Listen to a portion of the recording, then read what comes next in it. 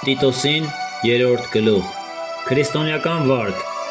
նրանց հիշեցրու, որ իշխանություններին և պետություններին հնազանդվեն, հպատակվեն ու ամեն բարի գործի համար պատրաստ լինեն։ Ոչ մեկի չհայոյեն, չկռվեն, հեզ լինեն, բոլոր մարդկանց հանդեպ քաղցրություն ցուցաբերեն, որովհետև մի ժամանակ մենք էլ անմիտ էինք, անհնազանդ, մոլորված, ցանկությունների և պես անառակությունների ծառայողներ, չարությամբ և նախանձով էինք վերաբերվում, ատելի էինք ու միմյանց ատող, բայց երբ մեր Փրկիչ Աստծո քաղցրությունը և մարդասիրությունը հայտնվեց,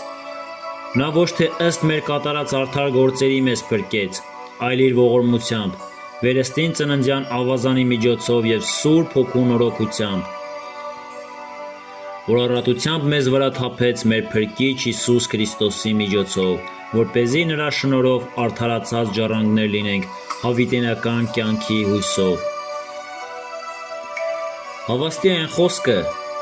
և ուզում եմ, որ դու այս բաները հաստատես, որպեսզի Աստծուն հավատացողները ջանք թափեն բարի գործեր անելու։ Սրանք են բարին և մարդկանց համար օգտակարը։ Իսկ հիմար վիճաբանություններից, ազգաբանությունից, հակառակություններից ու օրենքի մասին վեճերից հեռու մնա, որովհետև անօգուտ և ունայն են։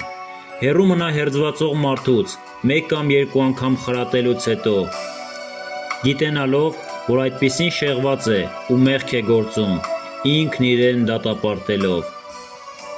Ամեն։